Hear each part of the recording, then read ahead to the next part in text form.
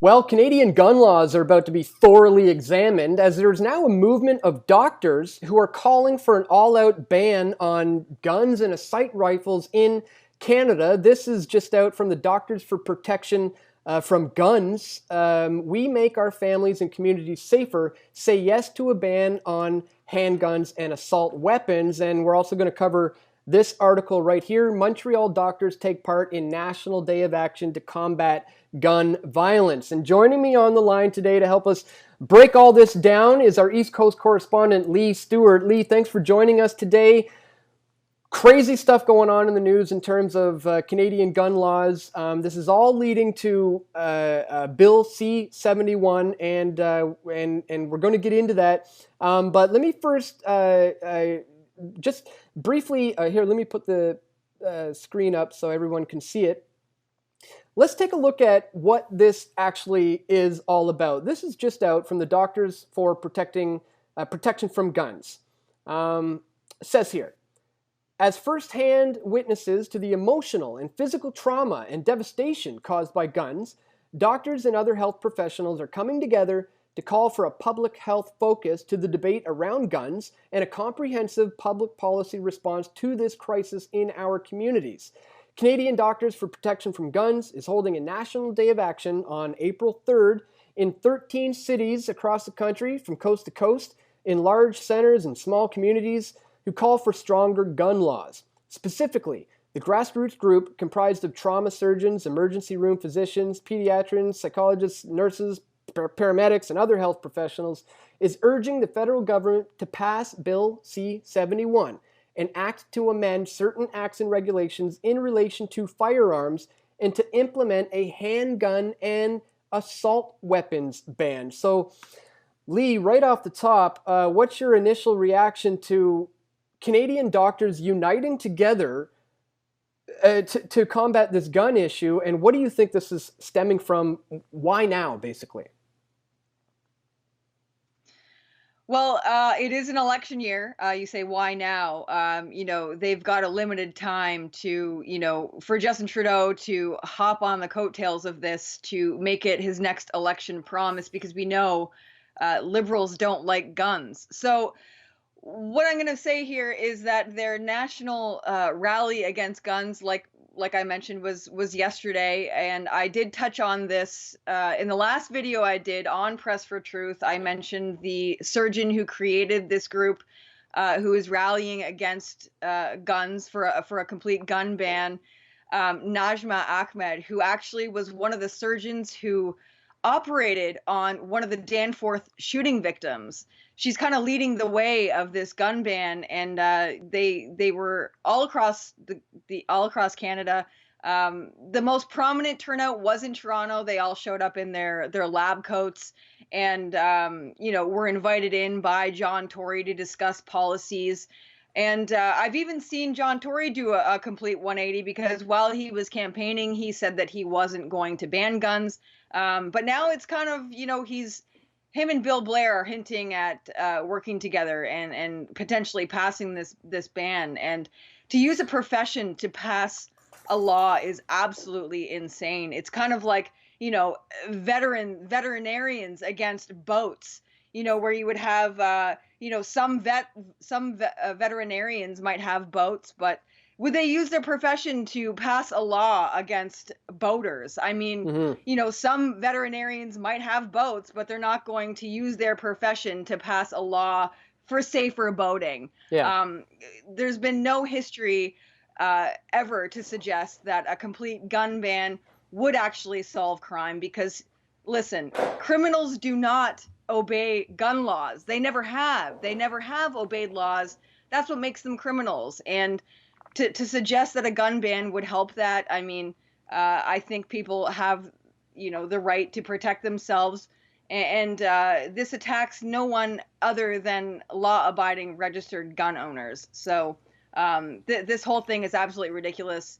And like they did in the States with Parkland, they're using the Danforth shooting victims as pawns, basically, to pass a law. You never want a good crisis to go to waste, as who was it that said that? Rahm Emanuel.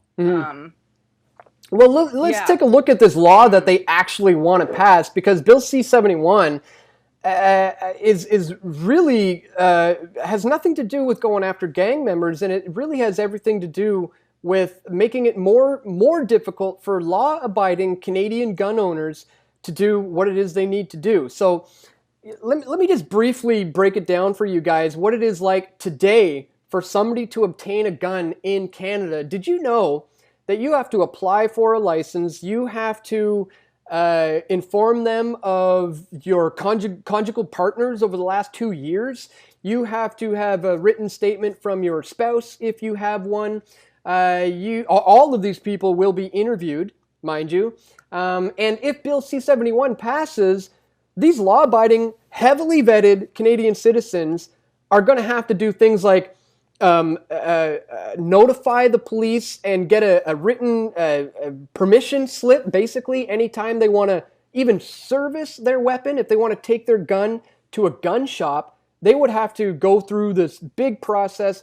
It's just absolutely saying what the bill is actually pushing for, and it seems to be really cracking down on law-abiding gun owners in Canada, as opposed to going after gangs and things of that nature. And we just had not long ago, Leigh, here in Canada, a knife attack, at a church in Ottawa.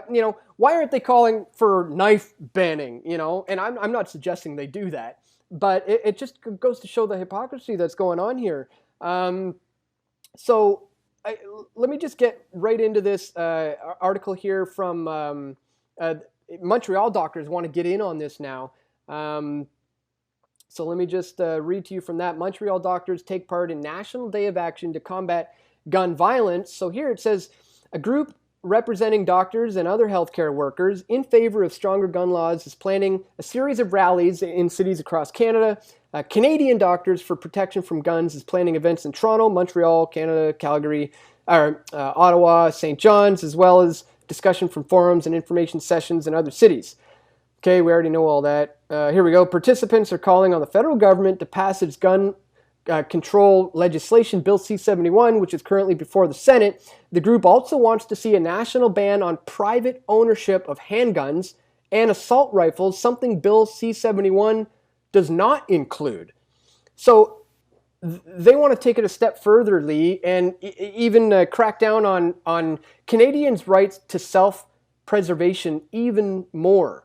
So, yeah, what are your thoughts on the clampdown on Canadians' rights to protect themselves, and the fact that it's coming from the medical establishment who are considering this a health issue? Yeah, they've actually called it a health crisis, I believe. They're blaming it. Yeah, they've labeled it a health crisis. I think, like I said, everyone has the right to protect themselves from criminals. It's not the law-abiding citizens that are carrying out these attacks. I know registered gun owners, and they won't get even a speeding ticket because they're afraid of losing their gun license. Laws that are being passed, this isn't going to help any sort of criminals that are going to be using a gun. I mean, the Danforth shooting was not done by a registered gun owner. I think it was traced back to a gun from the United States, if I remember correctly, and it was the shooter's brother who had compiled carfentanil and a series of different variety of guns that were snuck over the border. So, it's not law-abiding citizens that are carrying out these attacks. And like you mentioned, the knife attack that happened in Montreal, what is it going to come down to? I mean, we are seeing in the UK them talking about banning knives. How far do you go? That's another slippery slope. Are you going to ban vans once, enough car accidents happen? The vans of peace that are killing people in cafes along in France. It's just it's absolutely ridiculous to use a profession to pass a law that you don't necessarily know anything about. I mean, doctors write prescriptions for fentanyl, which is, there's an opioid crisis. that are killing thousands of people.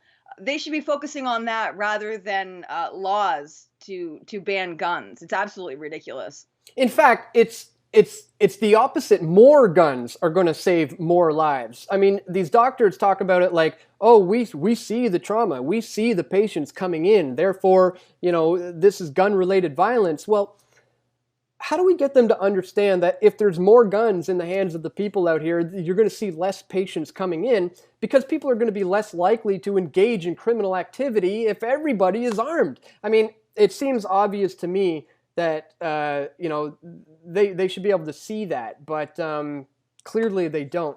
Now, I happen to wonder if there's any connection to the New Zealand shooting. I mean, this was very recent, and that was a crazy event. It was broadcasted live on Facebook, and it wasn't that long ago that happened, and it seems that this doctor thing may have come out of something like that. Do you think they're kind of riding in on that? To me, that's why this popped up now.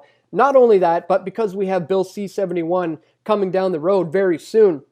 Does it seem like they're kind of riding in on what just happened in New Zealand? Absolutely. That's exactly what the manifesto stated. There were certain goals that were to be carried out as a result of this, and like I said, they never let a good crisis go to waste. And when the government sees an opportunity, we've been seeing this in the States, the government trying to use specific narratives to push things along, and definitely disarming the people is one of them, because that's along the road to tyranny. And what we're seeing here in Canada, we already have strict laws that are put in place, and when we see it on a global scale is a bit concerning. We've seen what happened in Venezuela once they handed in their guns. We're seeing it now in New Zealand. People turning in their guns. We know what comes after that, and it's not pretty. So I encourage people to keep your registered gun owners to keep your guns close, and don't go down unless they're prying them out of your cold dead hands, so to speak. Yeah. Because yeah. Well said. Actually, you covered this well in your latest video on specifically Bill C-71. I want to point people to right here. Canadian gun laws and Bill C-71 update. This isn't looking good, and you give the breakdown of the latest on Bill C-71. We also have this one where I cover it. This was one where I do 3 different stories. So the third story is rejecting Bill C-71, lock, stock, and barrel. Actually, side note, folks, you may notice here the thumbnail, there's a picture of a gun. But then when I actually put out the video, I switched it out for a picture of the document of Bill C-71. That's because at the time, YouTube was removing any video that had any image of a gun in the thumbnail or any mention of gun in the title of the video. Channels were being deleted left, right, and center. And so just as a precaution, I removed the image from the thumbnail. But that just goes to show how crazy this is getting. But I wanted to point this to you. We will have links to both of these videos in the description below because Leigh and I have been covering this for quite some time. And, I do want to get a follow-up with Rod Giltaca. He is the head of the the CCFR, Canadian Coalition for Firearm. The Canadian Coalition for Firearm Rights, yeah. Right, and they're actually doing great work. They're doing great work exposing, this agenda, and they have some great facts on their website. If you visit they are also on Facebook, on Twitter. They have been laying out the facts regarding gun statistics and how that, just pointing out the fallacies in the arguments from these doctors and how important it is for registered gun owners to keep fighting back against Bill C-71. I hope you do get that interview with Rod Giltaca. He's a great guy. Yeah. Yeah, definitely going to work on that. It's going to be a good follow-up. I interviewed him a few years ago about all of this, and he essentially laid it out, and it's all coming true. It's all coming to fruition, everything we said in that video 2 years ago. So I will get him back on for a follow-up. But As for today, folks, that's it for today. We just wanted to bring this information to your attention. The fact that these doctors are rallying here in Canada to get behind the gun issue, it's not looking good, and it's not looking good for Bill C-71 moving forward. We need to defeat that bill. We got to stop it in its tracks. So yeah, check the links in the description for all the sources to this video. And I want to thank you for watching. Thank you, Leigh, our East Coast correspondent, for tuning in to help us break this down. And stay tuned, my friends. We're going to have more video reports coming soon. This is Dan Dix reporting for Press for Truth. We all want truth.